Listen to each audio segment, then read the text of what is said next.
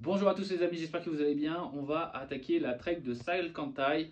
La particularité, c'est qu'on n'a pas de réservation, on n'a pas de guide, on y va juste en mode YOLO. Donc normalement, pour aller au Machu Picchu, il y a deux treks. Il y a la trek des Incas qui coûte, je crois, 200 $ pour y 800. aller. 800 $ pour y aller, bon, un truc de fou.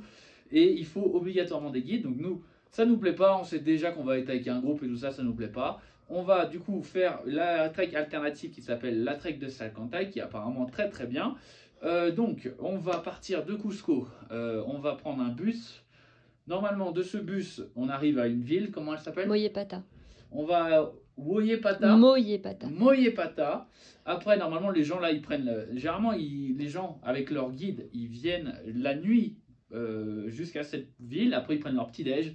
Et après, ils prennent un bus un espèce de taxi entre guillemets, un shuttle pour aller attaquer la trek. Nous, ce qu'on compte faire, c'est que du coup on va y aller maintenant, on va y aller en journée par contre.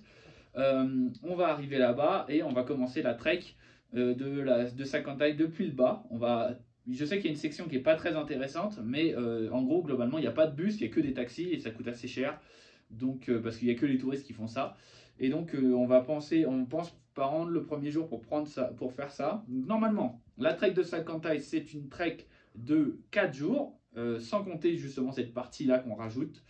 La cinquième jour, on visite Machu Picchu.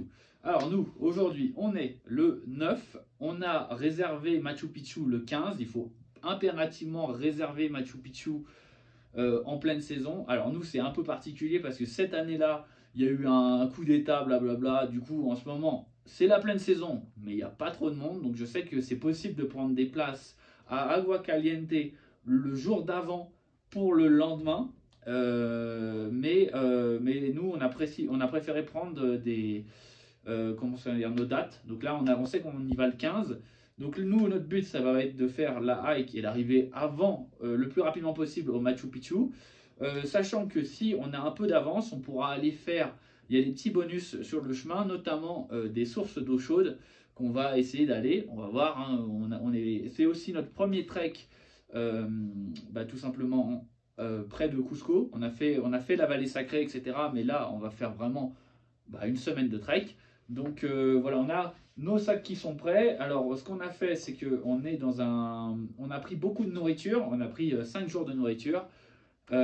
Avec des gâteaux, en gros on a 2 gros paquets de gâteaux à peu près 5 kilocalories par gramme, et on a aussi des pâtes le soir. Donc le but c'est d'être indépendant, parce que tout simplement c'est une trek pour les touristes.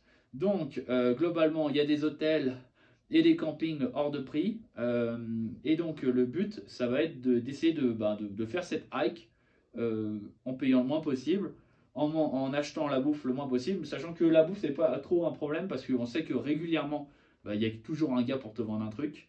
Si au pire on devait manquer, mais le but c'est quand même d'essayer de faire tout ça sans aide. Donc potentiellement si vous y allez en groupe ou si vous allez ou que vous comptiez, si vous avez pas mal d'argent, vous pouvez aussi y aller vraiment assez léger et dormir tous les jours dans des loges et avoir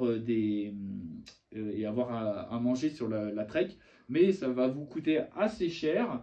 Et du coup c'est pas le choix qu'on a choisi. Et aussi comme c'est la pleine saison aussi, il faut réserver les loges en avance. Généralement c'est réservé pour les groupes.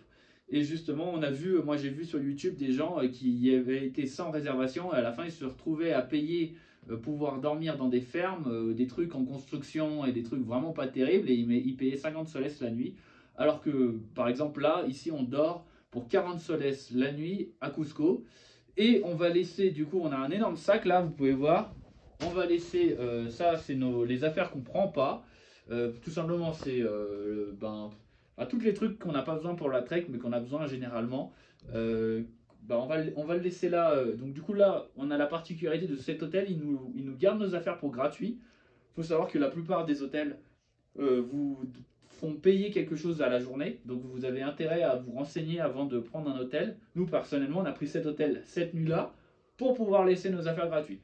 Voilà. Et du coup voilà, on est prêt, on est normalement bon, et on va avoir du coup une semaine de trek et on a juste 2 téléphones et 3 batteries externes dont 2 qui sont en train de mourir.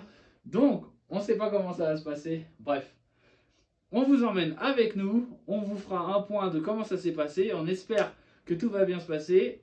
Allez, c'est parti, en route pour le Machu Picchu.